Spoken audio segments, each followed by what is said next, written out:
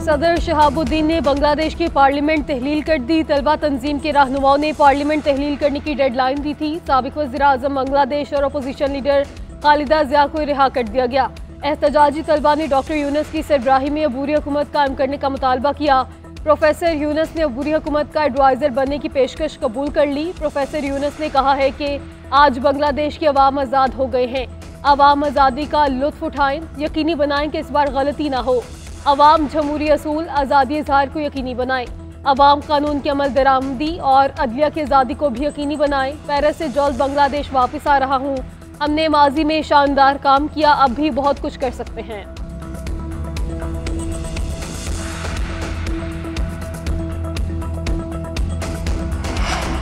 साबिक वज़ीर आज़म हसीना वाजिद ने बरतानिया में सियासी पनाह के लिए दरख्वास्त दे दी। हसीना वाजिद ने भारतीय नेशनल सिक्योरिटी एडवाइज़र राजीव डोल से मुलाकात भी की। बांग्लादेश में हालात जुज़वी तौर पर मामूल पे आ गए। मुल्क भर में कर्फ्यू खत्म, तालीमी इदारे खुल गए, मोबाइल फ़ोन और इंटरनेट सर्विस भी जुज़वी तौर पर बहाल। ढाका में 14 साल बाद जमात इस्लामी का दफ्तर खोल दिया गया।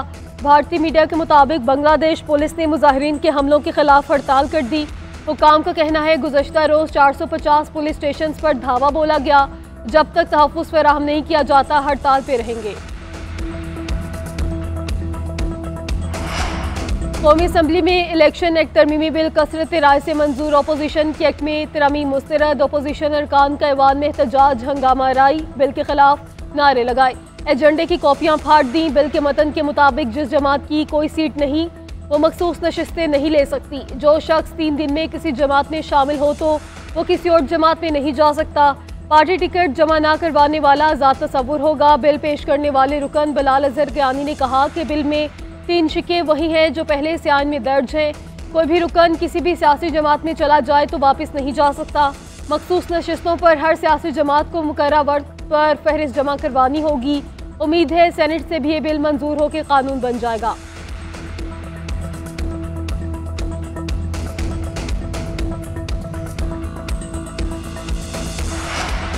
पार्लियामेंट में तरमीमी बिल के जरिए हमारे हकूक पर डाका डाला जा रहा है। इस कानून के खिलाफ सुप्रीम कोर्ट जाएंगे, अदालत इसे रद्द कर देगी। अली मोहम्मद खान का ईवान में इज़हार ख्याल, कहा बिल सियासी मकासद के लिए लाया गया। इस कानून साजी के जरिए हुकूमत सुप्रीम कोर्ट पे हमलावर हो रही है।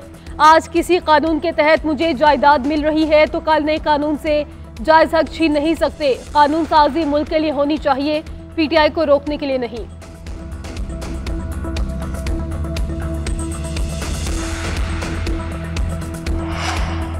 कानून साजी हुकूमत का हक है और हियान की रूह के मुताबिक है। कानून साजी करना मुअज़्ज़िज़ ज़बान का आईनी इख्तियार है। वज़ीर कानून आज़म नज़ीर तारण ने कहा कि उनके 41 अरकान ने हलफनामे दिए कि उनका ताल्लुक सुन्नी इत्तेहाद काउंसिल से है। इसी ऐवान में 81 अरकान ने हलफ दिया कि सुन्नी इत्तेहाद काउंसिल का हिस्सा हैं। आज कहते हैं कि नहीं, हम फलां जमात का हिस्सा हैं। किसी एक बात पे तो खड़े हों। अली मोहम्मद खान ने कहा कि कानून साजी उनका रास्ता रोकने के लिए है। ये जिस जमात में शामिल होना चाहते हैं हो सकते हैं। हम सिर्फ और सिर्फ इंतखाबात के कानून में वजाहत ला रहे हैं।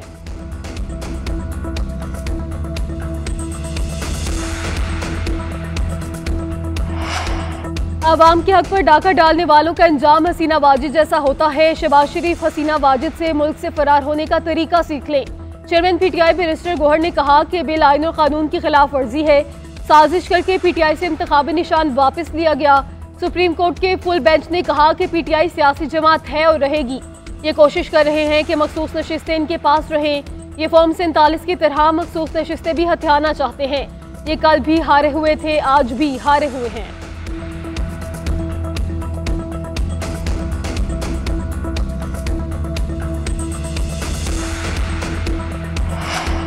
बानी PTI को अडयाला जेल में रूल्स के मुताबिक सहूलियात की दरख्वास्त पर समाअत चीफ जस्टिस आमिर फारूक ने कहा कि अडयाला जेल हुकाम से पहले पूछ लेते हैं, वो ज्यादा मुतल्लिका हैं।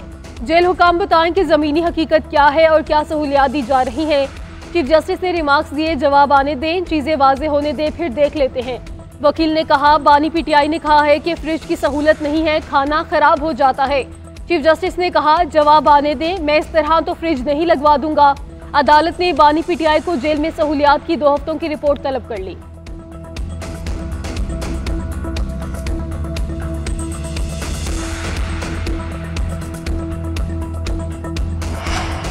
Federation of chamber commerce and industry ने IPPs के खिलाफ सुप्रीम कोर्ट से रुजू कर लिया। दरखास्त में FPCCI ने IPPs के फॉरेंसिक ऑडिट की इस्तदाकत दी।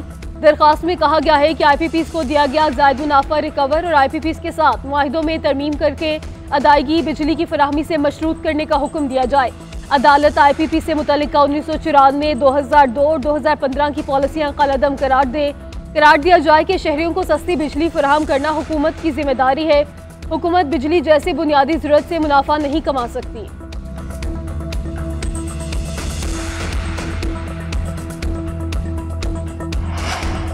मुल्क में सालाना 15 अरब रुपए की बिजली मुफ्त इस्तेमाल की जा रही है। एक IPPs का 2016 में 3 रुपए वाला यूनिट आज 285 रुपए का पड़ रहा है। वज़ीर तवानाई अवैस लगारी के सेनेट की कायमा कमेटी बराए तवानाई में इंकशाफात। वज़ीर तवानाई अवैस लगारी ने कहा, निगरान वज़ीर तवानाई मोहम्मद अली की रिपोर्ट नामुकम्मल है, इसे हम पूरा करेंगे। उधर हुकूमत ने पावर सेक्टर टास्क फोर्स की जिम्मेदारियां सौंप दी। Power sector task force IPPs के मुआहिदों का जायजा लेकर हुकूमत को सिफारिशात पेश करेगी।